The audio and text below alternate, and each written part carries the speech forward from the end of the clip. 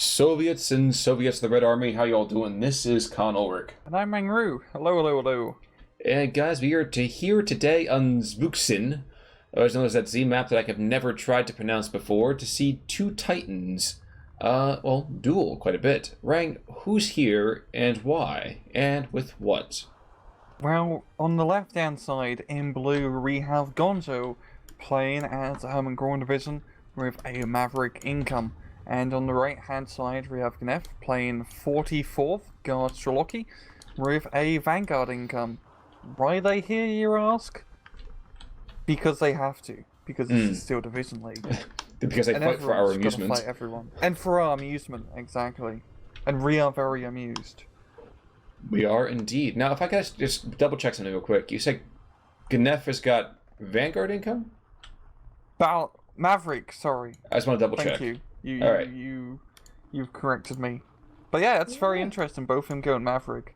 It's very ballsy. Maverick is the most ballsy income you can take because you get nothing in the C phase. And frankly, even though I'd say 1v1s are very, first 20 minutes is the most important, having no income later on sucks. Yeah, but let's think about this for a second. Who's the first guy who picked Maverick income? Gonzo. If there's ever a player in these leagues who just honestly deserves to have Maverick income, it's Gonzo. Yeah, Gonzo, he's always a fun player to watch.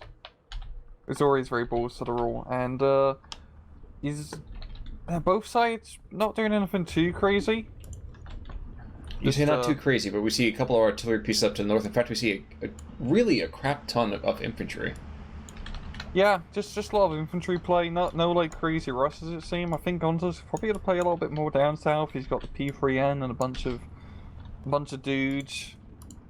And the Valkyries. And the Valkyries, yeah. Which, ironically, should be a bunch of women, but aren't. So, I get why they're Valkyrie and all that, but it's just a part of me from an entomological standpoint is just twitching. Maybe I just really like that movie of Tom Cruise. You know what? Who doesn't like Tom Cruise giving us an American accent as a German officer? Yeah. God almighty. Yeah. Oh, man. Though it's nice to see them actually doing the history behind that. Yeah. Up to the north, of course, we are going to see the very kind of quick Snapiri and Oktamachiki kind of spread, courtesy of those super, super quick Jeeps. Mm-hmm. Outside of that, though, not really too much to write home about. No, it's just pretty classic infantry opener from both sides. I mean, makes sense. It's a very infantry-focused map, as there's a lot of places to put infantry. So, no need to really get tanks. But, just an initial machine gun engagement. Not to get too down in the weeds by saying it, but 44th Strokovi, is there anything that really makes them unique in terms of the... that's one to just confirm it for our viewers out there. No, they're the really, basic, bland Soviet rifle division where not much really going for them. I think I get, some SC-122s or something along those lines, but apart from that, it's just, T-34s and a bunch of infantry and some artillery. Seems about fair. Now, unfortunately, the artillery piece in the middle of the field for the Russians has met a very, very quick end. Of course, that being said, there's a PTRS that's going to start taking these tanks under fire pretty quickly if they move anything further up than a couple hundred meters. Yeah, we also seen a very early airplane with a Tu-2 doing a bombing run up north and also do some pretty decent damage. Yeah? Yeah, but, I mean, It's only one guard squad, all kind of gonna be a squad. Yeah. Yeah. I always forget the Valkyries have. I gotta find myself a Valkyrie real quick. Oh look, they're both running. How uncommon. Actually, I forgot that the SPW is coming on, and these guys are actually a lot of fun. I always like the autocannon tracks. It's such a shame that a lot of the baselines still Division 2 divisions, just due to how the Eastern Front was set up in late 1944. They don't have a lot of recon units, such as these, autocannon cars. Because my god, it's so much fun to just see them, zip and zoom around a battlefield and plink at stuff. Of course, it kind of sucks when the shooter gets killed super duper fast, but hey, Yeah. Beggars can't be choosers. Yeah, if the shooter killed, the driver should really be, maybe think about driving away. Now, one of them already has met his end, and I think Mm-hmm. there's a big... Okay, yeah, 233 to the north, so the big gun. Mounting essentially was at 75 short barrel. Yeah. So it's going to cause quite a bit of a hassle. Now, this map is always really difficult to dislodge an opponent who's able to get to your side of the 50-yard line. Yes, especially in the town, and yeah, especially down south as well. As that forest really, it's a good defensive advantage just due to how line of sight is set up and how much area there is to hide in. And that's exactly what I was thinking there. And then you have these awkward open maps, open fields. Like we have these Valkyries right now going across the open fields for some strange, ungodly reason. Instead of maybe attacking to the south a bit. But it looks like the P3N is going to kind of put paid on that particular slip, and a TU2 is going after him as well. Well, it's going to be pretty for the P-Grunts. Yep. Yep. But yeah, I think gnef could maybe use some anti-tank, more tank support. There we go. He's got a T-34-85 being brought in. Because there we got like Yak Panzers and Panther 3s in the middle, and up north we got more 233s. So Gonzo's really playing pretty heavy in that early onwards recon play, which makes all the sense. It does make a lot of sense. I think I'm always so concerned about overloading on one side. But down south, do you really think he needs the anti-tank? He's got a couple M42s still. He's got enough of the really frustrating anti-tank like PTRDs, and if, really calls for it, getting some heavier charges in there. But as you can see, M42 more than able to kill a P3N. There's really nothing really to be too concerned about. Yeah, he's good mostly down south. It's just that Yak Panzer could definitely be, much more better if it was blown up. An F, and that would be what T-34-85's job would be. Interestingly, I have a P3N hitting exactly the same freaking spot with all of his HE shells on the southern tip. bit of blind fire, but as we know, there's nothing there. I think Gonzo's just paranoid about an MT gun, maybe. It's entirely possible. 2-3-3s to the north. One's already been sniped. Other than that, it's a shame to kind of watch that happen. Mm-hmm. So how can Gonzo turn this back around? He's down 15-9. He's got troops that are completely cut off. How can he turn this back? It's really not looking good for him. Jeez. I mean, losing the town is a big one. The town on this map has so many important victory points nearby. You really do not want to lose it. That'd probably be his best bet. First off, he's bringing up some Valkyries to try and deal with that loss. But yeah, now it's 20-4. That's bloody hell. That's time. I was trying to go in that line, but that's it. Yeah, but 18-6. So even having a modicum of infantry presence over here is assisting him quite well. Thing is, Superiors versus Valkyries. Not for nothing, I feel like I almost have to give the victory over here to Superiors. Yes. They got the satchel challenges and the SVTs. Yes, Valkyries have, some SCGs, but it's only 4 of them, and that's really not enough. Yak to the north as well. Why is it we've not seen really any German aircraft? That's a good point. We haven't even seen any German AA. I just think Gonzo's very focused on just getting those ground units out and about, which does make sense. Since now the aircraft, they've been dropping bombs, but nothing too crazy. But yeah, now would be a good time to start investing in that anti-air. And you're pretty good anti-air, Herman Goerring, of course. Yes, you do. Yeah, it's just this really good play from gnef. He's just putting pressure all over, and he's just poking and prodding at Gonzo. You gotta be careful with that as Gonzo. I mean, Gonzo finally bringing in a Gepard, so at least we'll see a tiny bit of anti-air happening here, but it's not going to be really a long-term solution. That's at best a stopgap. Yeah, he can just stop us playing some Strafing at least for now. And we got another yak run being brought in from gnef, so yeah, he's really going heavy in the air power. But yeah, gnef's just got good infantry and like fire support, really, especially now with all those airplanes flying about. Now he's gonna start taking some ground fire pretty quickly. Well, wait, the 20 mil. The 20 mil bullets, you think that those can actually penetrate the 233? They can. Oh, sorry. Oh,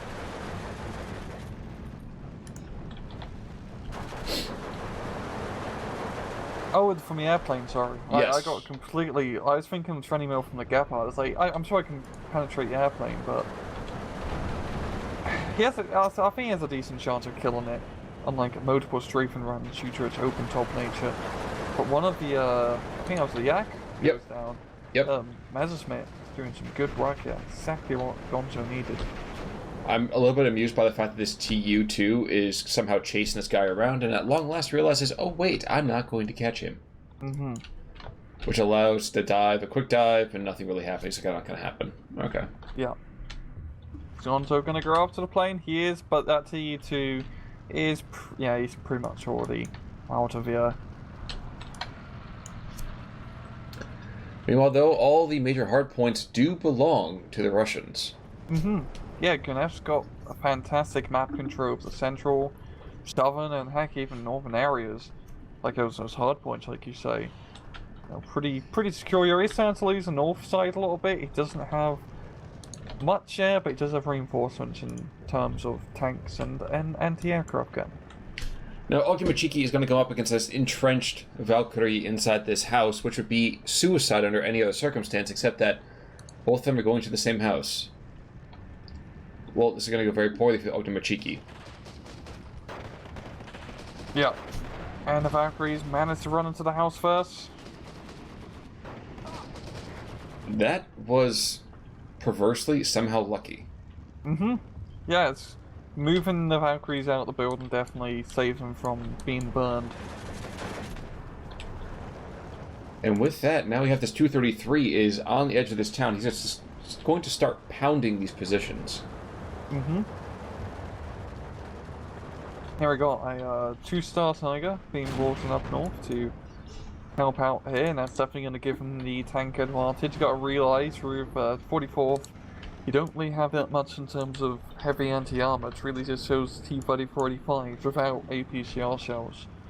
So you got to make him count. And also SU-85s, I believe. I think. Well, I actually do like seeing we have a 37mm anti-air coming in over here from the Soviets. And down south, he realizes, okay, there's definitely ground fire to the north, but down south there still isn't. Mm-hmm. The question is whether or not they can successfully take out this Pak-38 before... Yeah, he's going to be able to do that, never mind. Carry on. Back to your lives, citizens. But yeah, gnef's just got really good pressure. I mean, Gonzo's 8 minutes away from losing. And if gnef can just, keep up, the middle of the town, so defenses, I should say, he's not really assaulting all that much at the moment. He should be able to win. But Gonzo is starting to build up, a bit of a scary force, especially up north. If Gonzo can really spearhead his raid through the northern side, just cry a lot of flags nearby that he can easily nick. It's one of those things, every now and again, I debate about the idea of building up a major thrust off the front lines.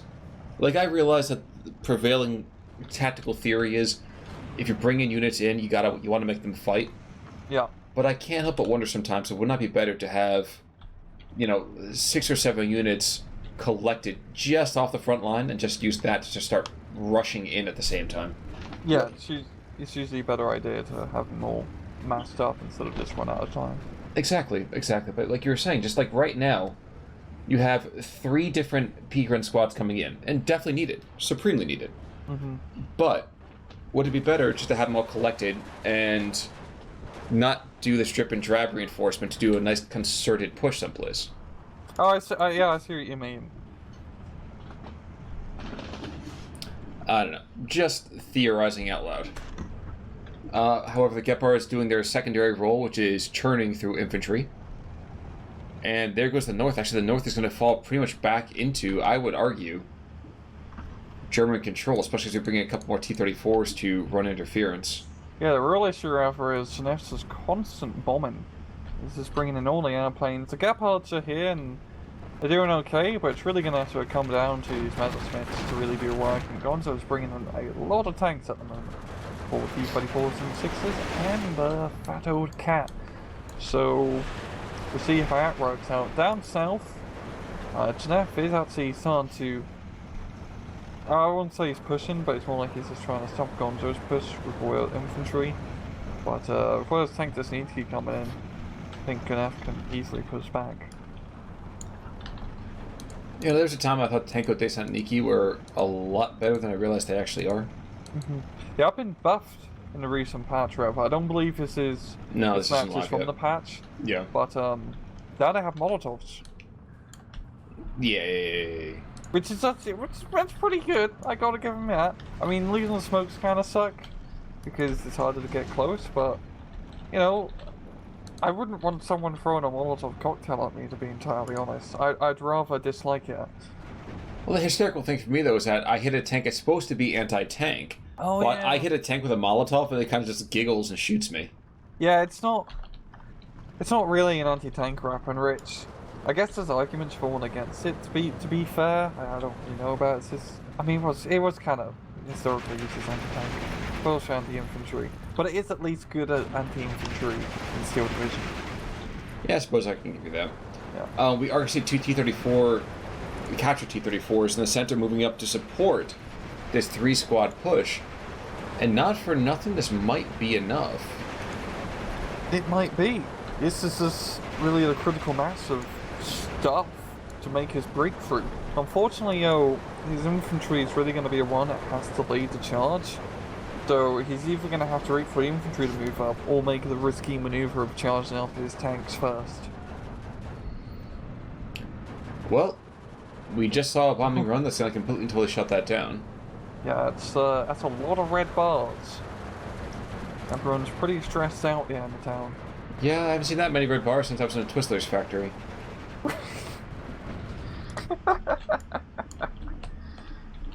Ugh. Anyway.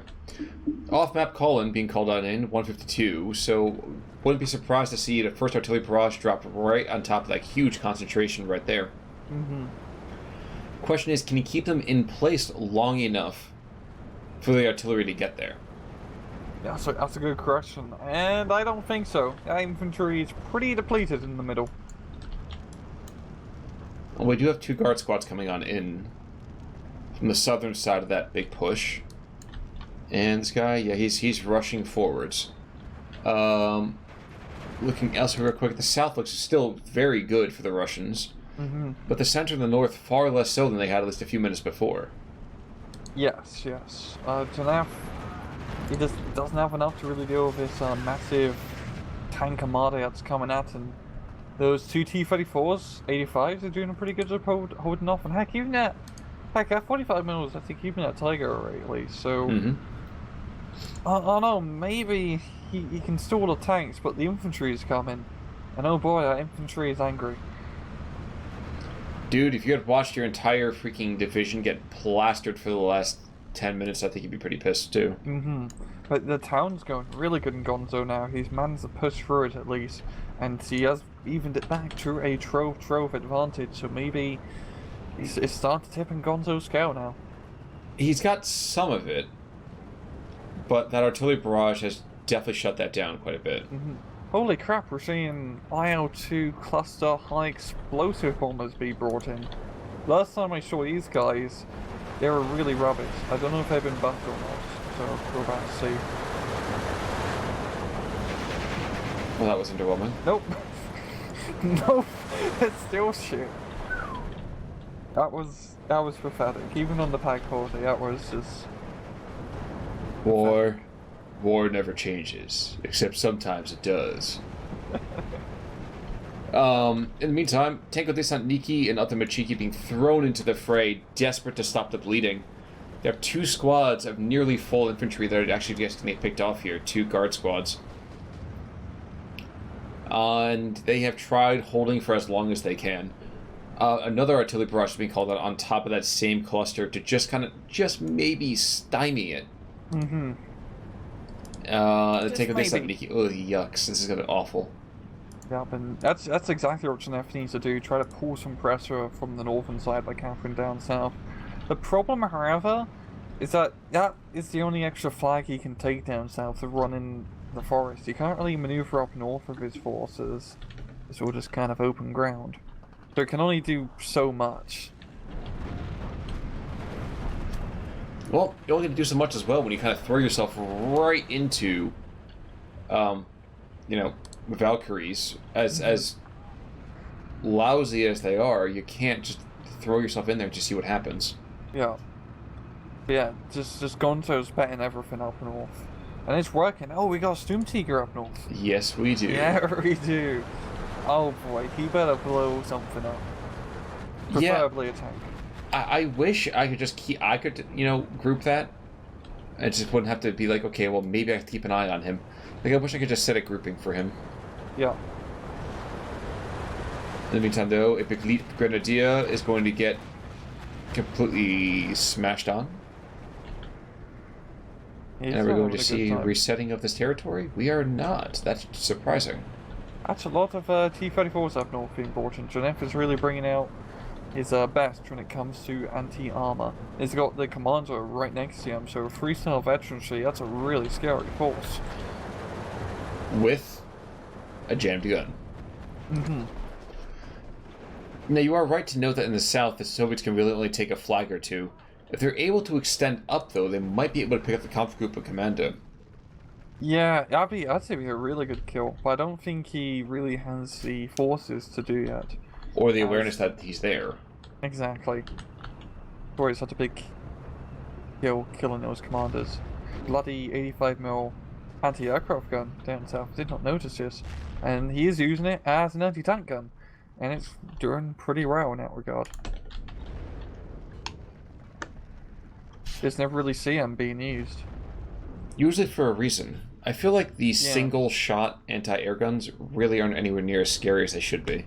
Yeah, they're not really. I don't like them in 1v1s just due to the fact they just take too long to shoot, and by themselves they're pretty bad. Where if you just get like a 37mm anti-aircraft gun, that's usually enough in a 1v1, like 2 to 3 of them, to just completely deal with most situations. On a cheaper budget too. Indeed. Indeed. Yeah. Yeah. Gonzo's just keeping up the pressure. And I gotta respect him for that. He just has a bunch of infantry and a bunch of tanks. Oh look, the IL-2s are back. Oh no! Run for the hills. They might pepper you with like tickles. They are serial ticklers. Yeah. And now paint job here, to be fair. Sorry. Athlete's foot. Yep, you're feeling the burn there for a second, but woohoo. The wrong guy. Zubcyn to the north kills a T-34-85. Oh, look at that explosion. I just barely saw the streak at the last second. Yeah. Goddamn nuclear weapon being launched, yeah. The guy who runs that particular Stormtika, his name is awesome, Quantius. I'm not sure if I stumbled at the 40k of the Roman Empire. Yeah. The Zubcyn is a pretty 40k tank. Yes, it is. Yeah, it's like, it looks very 40k. It's the Ordinatus. Mm-hmm. Come to think of it, how's that Necron army coming along? Oh, it's good. Just gotta get some Doomsday arcs, and I'll be on my way. For those who don't know, it's aiming. It's aiming. It's firing. Oh. Yep. That never gets old. Holy crap. No, it's not. Gonzo, thank you so much. I could just watch that thing fire all day, and I would just. I think I'm gonna wait, and I'm gonna keep it on. I'm not gonna look at anybody else for right now, but I'm gonna keep it on. If I see it aiming again, I'll try to leap back up there and give us an idea. Thanks. Soviets are continuing to pierce to the south. They are picking up that house. And prospectively, a couple of squads here as well. They're not. They are. It's a rather good push. Just a couple of guard squads. Mm-hmm. And he actually might be getting that decap we were thinking about. Yeah, he's pretty close. He's pretty close. Is that the Kampfgruppe Commander? He's got nothing right now. He can't do diddly. Okay, this is when I dive out and I shoot. He's shooting. Yeah, we've got a bunch of reinforcements being brought in fast. Panzergrand and a 231, which is a very good call. Especially seeing some half tracks. Always like seeing half tracks. One more lone infantryman. That Kampfgruppe Commander, he's literally by himself. His medic is down. His radio operator is down. His commissar is down. It's just him. Mm-hmm. He's running for the hills. Or he's running for the forest. He's already on the hill. Oh, he's very much on the hills. Question is, can this 231 be enough to save him? I don't know that it is. Even the PTRD is still right there. Yeah, I don't think so. He's gonna fight to the last man. And the last man has been fought. Yep, and that's pretty big loss losing a commander. It's not something you want to do on average. Unless you really don't like your commanders. Yeah. But aren't you the commander technically? No, you're the archer general in the back, telling everyone else, go this direction. Oh, you died. Whatever. At least that's always been my interpretation, but perhaps I'm a little bit jaded when it comes to that. We are going to see... I actually hadn't realized that Gonzo had pierced quite as far as he did on the northern edge of the map. Yeah, he's got a pretty good presence here. Just, there's a few Panther Grenadiers, so he's starting to get pushed back now. So he is losing that presence. But Gonzo is still running. He's still running in terms of, making gnef bleed, but Gonzo does have less victory score overall. And gnef is starting to push back. He's actually making pretty good progress pushing back. Yes, but whenever he takes a particular thing, he's doing it with a single squad in the middle of nowhere. Yeah, such as that. Guard DP behind Yes, sir. enemy lines. Yes, sir. And just teeny bit by teeny bit, armor's getting cracked in these T-34-85s, and those fearsome vehicles just aren't enough. No, they're not. No, they are not. Herman Goerring's a very interesting division because you're like a tank division, but you're not. You don't have a lot of tank slots, but you can get like one card of Tigers and a bunch of Jagdpanzers in your anti-tank. And those Jagdpanzers are like budget Panthers essentially. As we have certainly seen before, Sturmtiger is on the move. I get the feeling that Death Star will be ready to fire in approximately 30 seconds. Hopefully. There's a bunch of guard DPs here. They just want to get blown up by a fake, just ridiculous gun. I can't believe they thought that was a good idea. You mean the Germans? Yeah, oh god, the plane just got shot down here, but yeah, just a batshit crazy idea. Well, when you don't got a whole lot to live for, you might as well. Mm-hmm. IL-2 coming back through, going after these Grenadiers, excuse me. But that flak blanket is so thick, oh my god, how is he still alive?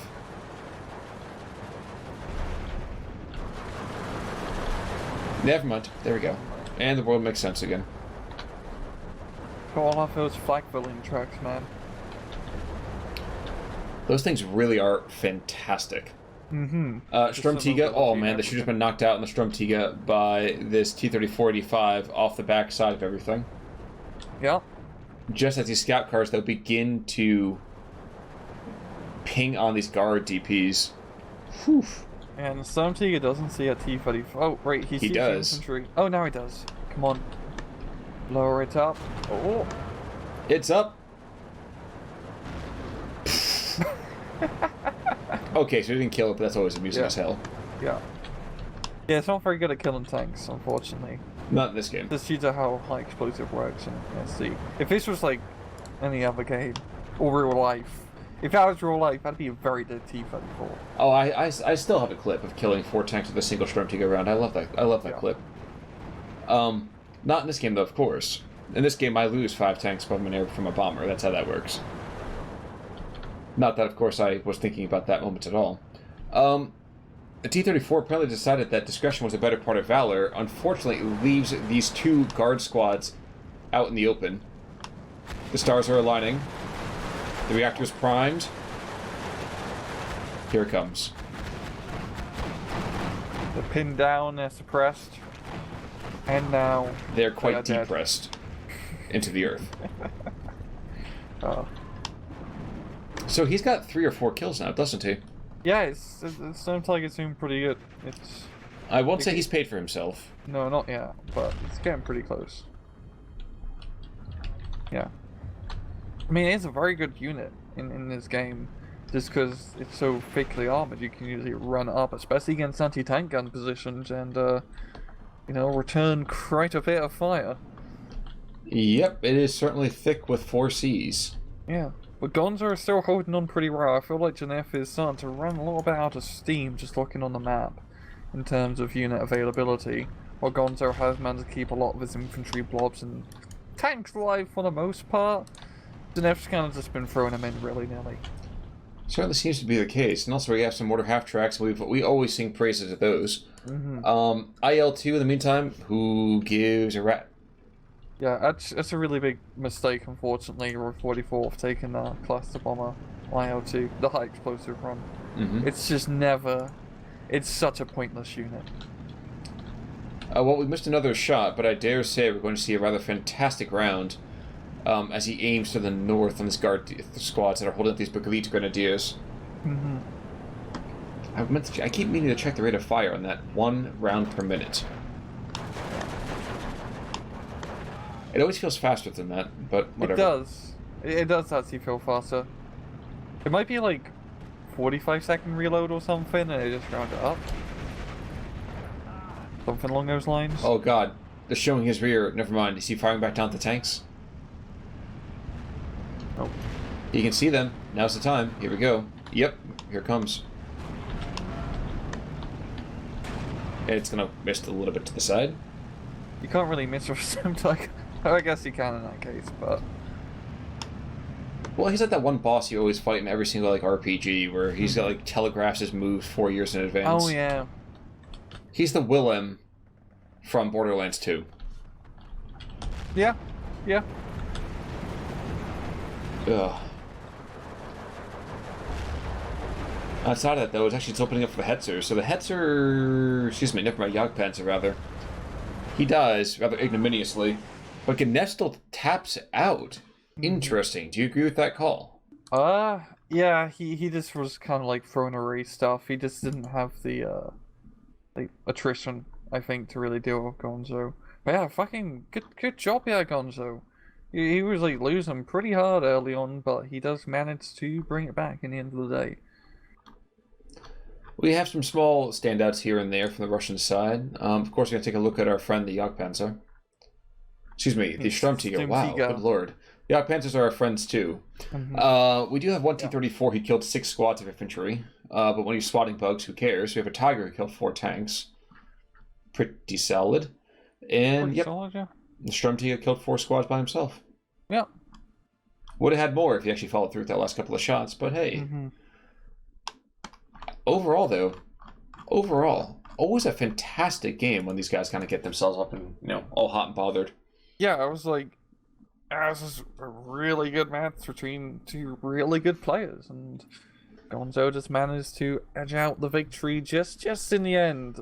Herman Goerring definitely has that attritional warfare advantage over 44th, especially when you play 44th with that Maverick income.